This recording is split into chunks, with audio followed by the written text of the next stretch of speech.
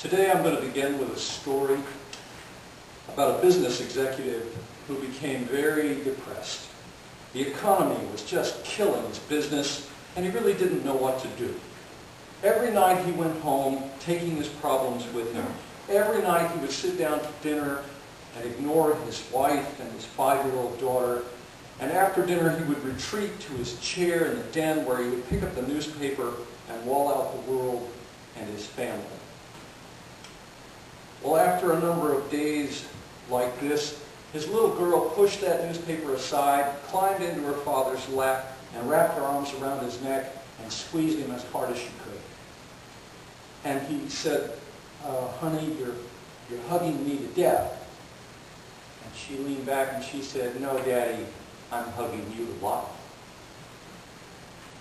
And that's what we see Jesus doing today. He will not let go until things change. He hugs them to life.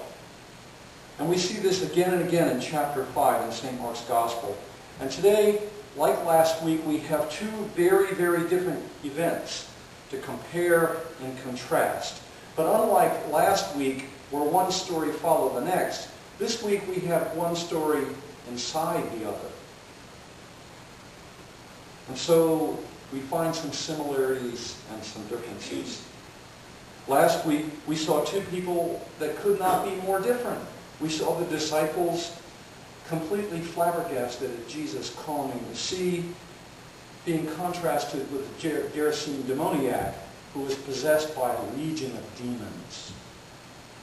This week we have Jairus, the ruler of the synagogue, a man at the top of Hebrew society. He could not have been more powerful in his day, contrasted with this impoverished woman who has a medical condition. She's hemorrhaging and has been hemorrhaging for 12 years, and she's a complete outcast. Completely different people. Jairus was one of the people in Jerusalem who made the decisions.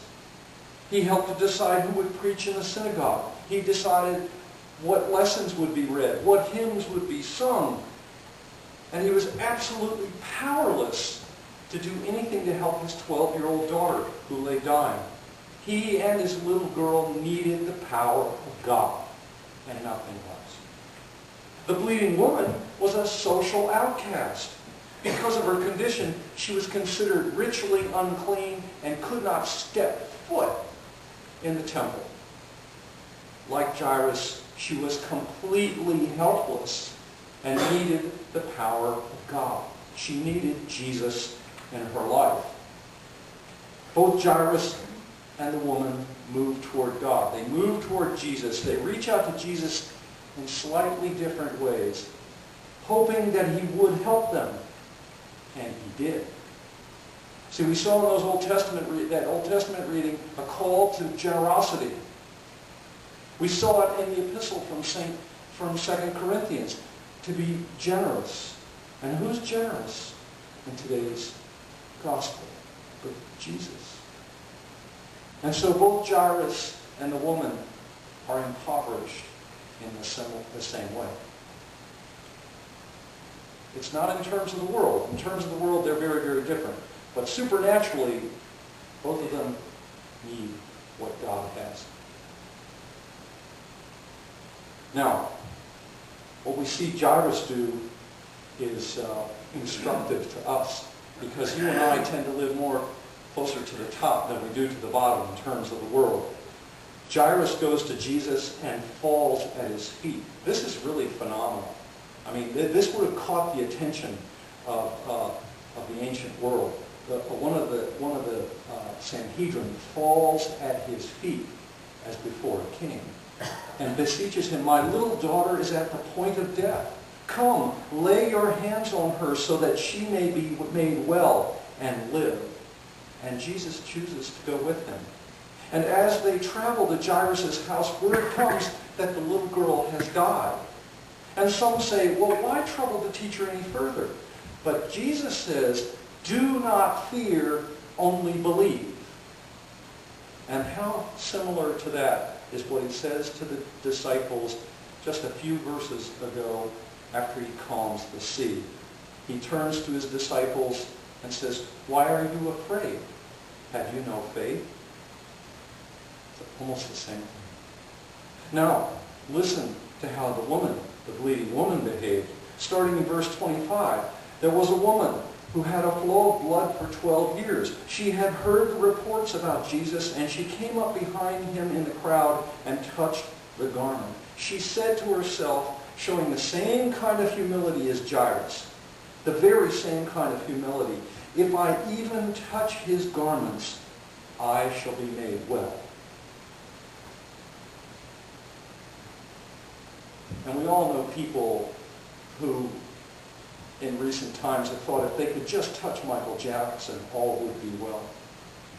If they could just reach out, Nirvana, I don't know, heaven on earth, whatever. And now he's gone. And so, I know the temptation to worship rock stars and media darlings is always on us. Beware of that. Beware of that. But this woman comes up behind Jesus and reaches out and touches his garment, saying to herself, "If I even touch his garment, I shall be made well." And immediately she was made well. And Jesus, feeling the power goes forth, turns and asks, "Who touched me?" Now this is a little bit of Jewish humor. He's in a crowd, people are pressing in on every side. Who touched me? Laugh.